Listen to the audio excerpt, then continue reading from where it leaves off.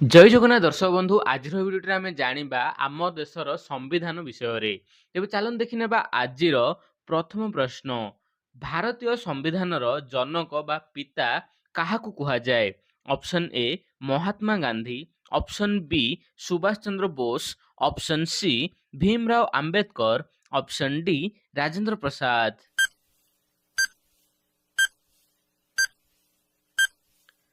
ତେବେ ଫ୍ରେଣ୍ଡସ୍ ଏହାର ଉତ୍ତର ହେଉଛି option C doctor Bhimrao Ambedkar. Bhimrao ଆମ୍ବେଦକରଙ୍କୁ ଆମ୍ଭେ ଯାହାକି ଭାରତୀୟ ସମ୍ବିଧାନର ଜନକ ବୋଲି କହିଥାଉ। ତ ଦେଖିବା ବର୍ତ୍ତମାନ ପରବର୍ତ୍ତୀ ପ୍ରଶ୍ନ। ଭାରତୀୟ ସମ୍ବିଧାନ କେବେ ଗୃହୀତ ହେଲା? ଅପସନ୍ ଏ 26 ଜାନୁଆରୀ 1950 ମସିହା, ଅପସନ୍ ବି 15 ଅଗଷ୍ଟ 1947 ମସିହା, ଅପସନ୍ ସି 26 ନଭେମ୍ବର 1949 ମସିହା, ଅପସନ୍ ଡି 26 ଜାନୁଆରୀ 1930 ମସିହା।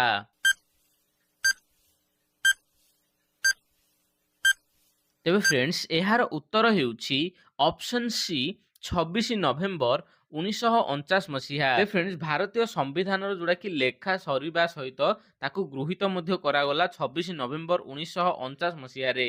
ତ ଦେଖିବା ବର୍ତ୍ତମାନ ପରବର୍ତ୍ତୀ ପ୍ରଶ୍ନ। ଭାରତୀୟ ସମ୍ବିଧାନ କେବେ କାର୍ଯ୍ୟକାରୀ ହେଲା? ଅପସନ୍ ଏ 26 ଜାନୁଆରୀ 1950 ମସିହା, option B 15 August 1947, option C 26 November 1949, option D 26 ଜାନୁଆରୀ 1930।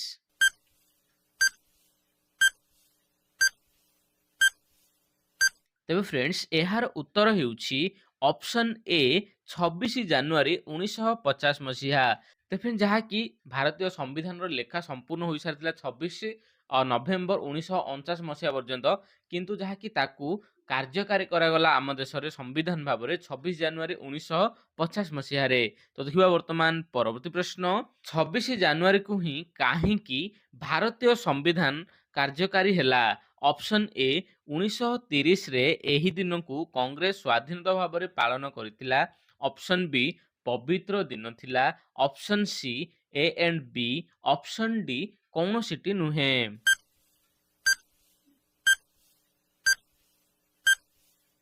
ତେବେ ଫ୍ରେଣ୍ଡସ୍ ଏହାର ଉତ୍ତର ହେଉଛି ଅପସନ୍ ଏ 1930ରେ ଏହି ଦିନକୁ ଯାହାକି କଂଗ୍ରେସ ସ୍ୱାଧୀନତା ଭାବରେ ପାଳନ କରିଥିଲା। ଯଦି ଦେଖିବେ ଆପଣମାନେ 26 ଜାନୁଆରୀ 1930 ମସିହାରେ ଲାହୋର ଅଧିବେଶନରେ ଜବାହରଲାଲ ନେହେରୁ ଯାହାକି ପୂର୍ଣ୍ଣ ସ୍ୱରାଜର ଡାକରା ଦେଇଥିଲେ, ସେଥିପାଇଁ ସେ 26 ଜାନୁଆରୀକୁ ହିଁ ଯାହାକି ଆମର ସମ୍ବିଧାନ ଯୋଉଟାକି କାର୍ଯ୍ୟକାରୀ କରାଗଲା। ତ ଦେଖିବା ବର୍ତ୍ତମାନ ପରବର୍ତ୍ତୀ ପ୍ରଶ୍ନ। ସମ୍ବିଧାନ ଦିବସ କେବେ ପାଳନ କରୁ? Option A 26 January, option B 26 November, option C 24 November, option D 15 August.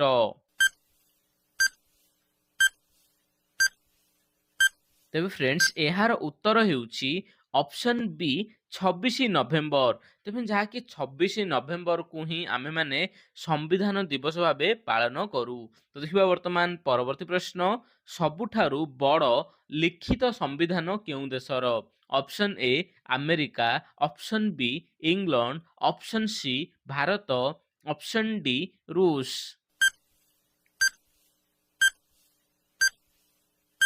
ତେବେ ଫ୍ରେଣ୍ଡସ୍ ଏହାର ଉତ୍ତର ହେଉଛି ଅପସନ୍ ସି ଭାରତ। ତେବେ ଆମ ଦେଶର ସମ୍ବିଧାନ ହିଁ ଯୋଉଟାକି ସବୁଠାରୁ ବଡ଼ ଲିଖିତ ସମ୍ବିଧାନ। ତ ଦେଖିବା ବର୍ତ୍ତମାନ ପରବର୍ତ୍ତୀ ପ୍ରଶ୍ନ। ଆମ ସମ୍ବିଧାନକୁ ପ୍ରସ୍ତୁତ କରିବା ପାଇଁ କେତେ ଦିନ ଲାଗିଥିଲା? ଅପସନ୍ ଏ 3 ବର୍ଷ, ଅପସନ୍ ବି 2 ବର୍ଷ 11 ମାସ, ଅପସନ୍ ସି 2 ବର୍ଷ 18 ଦିନ, ଅପସନ୍ ଡି 2 ବର୍ଷ 11 ମାସ 18 ଦିନ।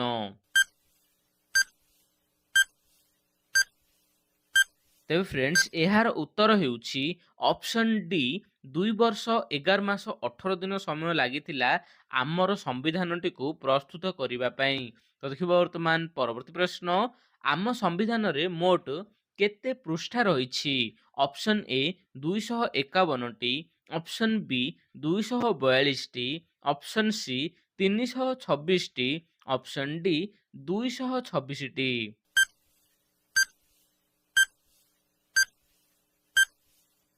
ତେବେ ଫ୍ରେଣ୍ଡସ୍ ଏହାର ଉତ୍ତର ହେଉଛି ଅପସନ୍ ଏ 251ଟି। ଆମ ସମ୍ବିଧାନର ମୋଟ ପୃଷ୍ଠା ସଂଖ୍ୟା ହେଲା 251। ତ ଦେଖିବା ବର୍ତ୍ତମାନ ପରବର୍ତ୍ତୀ ପ୍ରଶ୍ନ, ଆମ ସମ୍ବିଧାନରେ ବର୍ତ୍ତମାନ କେତୋଟି ଧାରା ରହିଛି? ଅପସନ୍ ଏ 251ଟି, ଅପସନ୍ ବି 242ଟି, ଅପସନ୍ ସି 326ଟି, ଅପସନ୍ ଡି 448ଟି। ତେବେ ଫ୍ରେଣ୍ଡସ୍ ଏହାର ଉତ୍ତର ହେଉଛି ଅପସନ୍ ଡି 448ଟି। ତେଣୁ ଆମେମାନେ ଯାହାକି ଇଂରାଜୀ ଆର୍ଟିକଲ କହିଥାଉ, ତେବେ ଆର୍ଟିକଲ ବା ଧାରା 448ଟି ରହିଛି ବର୍ତ୍ତମାନ ଆମ ସମ୍ବିଧାନରେ। ତ ଦେଖିବା ବର୍ତ୍ତମାନ ପରବର୍ତ୍ତୀ ପ୍ରଶ୍ନ, ଆମ ସମ୍ବିଧାନରେ ବର୍ତ୍ତମାନ କେତୋଟି ଭାଗ ରହିଛି? ଅପସନ୍ ଏ 25ଟି, ଅପସନ୍ ବି 24ଟି, ଅପସନ୍ ସି 32ଟି, ଅପସନ୍ ଡି 44ଟି।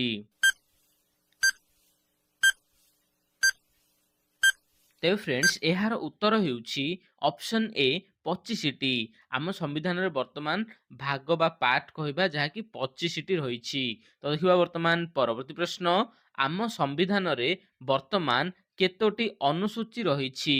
ଅପସନ୍ ଏ 25ଟି, ଅପସନ୍ ବି 12ଟି, ଅପସନ୍ ସି 32ଟି, ଅପସନ୍ ଡି 44ଟି।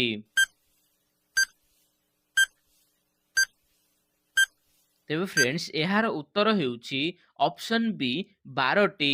ଫ୍ରେଣ୍ଡସ୍ ଆମ ସମ୍ବିଧାନରେ ବର୍ତ୍ତମାନ ଯାହାକି 12ଟି ଅନୁସୂଚୀ ରହିଛି।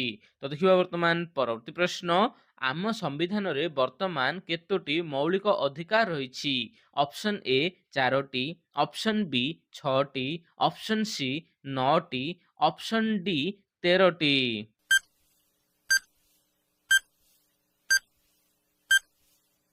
ତେବେ ଫ୍ରେଣ୍ଡସ୍ ଏହାର ଉତ୍ତର ହେଉଛି ଅପସନ୍ ବି 6ଟି। ଫ୍ରେଣ୍ଡସ୍ ଆମର ମୌଳିକ ଅଧିକାର ବର୍ତ୍ତମାନ 6ଟି ରହିଛି ଆମ ସମ୍ବିଧାନରେ।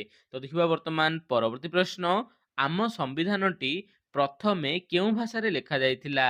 Option A Ingraji, option B Hindi, option C Sanskrit, option D A and ବି।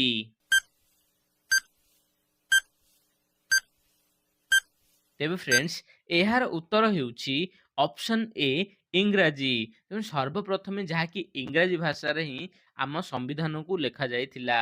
ତ ଦେଖିବା ବର୍ତ୍ତମାନ ପରବର୍ତ୍ତୀ ପ୍ରଶ୍ନ, ଭାରତର ମୂଳ ସମ୍ବିଧାନ କେଉଁଠାରେ ସଂରକ୍ଷିତ ରହିଛି? ଅପସନ୍ ଏ ରାଷ୍ଟ୍ରପତି ଭବନରେ, ଅପସନ୍ ବି ସାଂସଦ ଗୃହରେ, ଅପସନ୍ ସି ପିଏମ୍ଓ ବା ପ୍ରାଇମ୍ ମିନିଷ୍ଟର ଅଫିସରେ, ଅପସନ୍ ଡି ଏ ଏଣ୍ଡ ବି।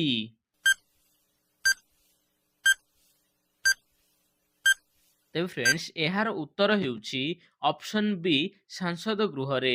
ତେଣୁ ବର୍ତ୍ତମାନ ଯୋଉ ମୂଳ ସମ୍ବିଧାନଟି ଲେଖାଯାଇଥିଲା ଯୋଉ ପ୍ରଥମେ, ସେ ତାହାକୁ ଯାହାକି ପ୍ରଥମେ ସାଂସଦ ଗୃହରେ ବର୍ତ୍ତମାନ ବି ରହିଛି। ତ ଦେଖିବା ବର୍ତ୍ତମାନ ପରବର୍ତ୍ତୀ ପ୍ରଶ୍ନ, ସମ୍ବିଧାନ ସଭାର ପ୍ରଥମ ସ୍ଥାୟୀ ସଭାପତି କିଏ ଥିଲେ?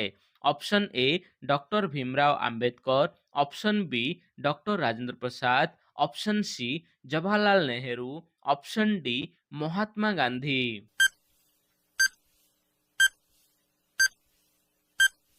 ତେବେ ଫ୍ରେଣ୍ଡସ୍ ଏହାର ଉତ୍ତର ହେଉଛି option B doctor Rajendra Prasad. ସମ୍ବିଧାନ ସଭାର ପ୍ରଥମ ସ୍ଥାୟୀ ସଭାପତି ହୋଇଥିଲେ ଡକ୍ଟର ରାଜେନ୍ଦ୍ର ପ୍ରସାଦ। ତ ଦେଖିବା ବର୍ତ୍ତମାନ ପରବର୍ତ୍ତୀ ପ୍ରଶ୍ନ, ଭାରତୀୟ ସମ୍ବିଧାନ ଲେଖୁଥିବା ଡ୍ରାଫ୍ଟ କମିଟିର ମୁଖ୍ୟ କିଏ ଥିଲେ? ତେବେ ଦେଖନ୍ତୁ ଯୋଉ କମିଟିଟା ଲେଖୁଥିଲା ସମ୍ବିଧାନକୁ ତାଙ୍କୁ ଡ୍ରାଫ୍ଟ କମିଟି କୁହାଯାଉଥିଲା। ତେବେ ତାହାର ମୁଖ୍ୟ କିଏ ଥିଲେ? ତେବେ ଆପଣଙ୍କ ପାଖରେ ଅପସନ୍ 4ଟି ରହିଲା। ତେବେ ଏହି 4ଟିରୁ ଆପଣ ଗୋଟିଏ ଆନ୍ସର ଦେବେ ଭିଡ଼ିଓର କମେଣ୍ଟରେ। ଭିଡ଼ିଓ ଭଲ ଲାଗେ ତ ଭିଡ଼ିଓକୁ ଲାଇକ୍ କରିବା ସହିତ ଚ୍ୟାନେଲଟିକୁ ସବସ୍କ୍ରାଇବ୍ କରନ୍ତୁ। ଜୟ ଜଗନ୍ନାଥ।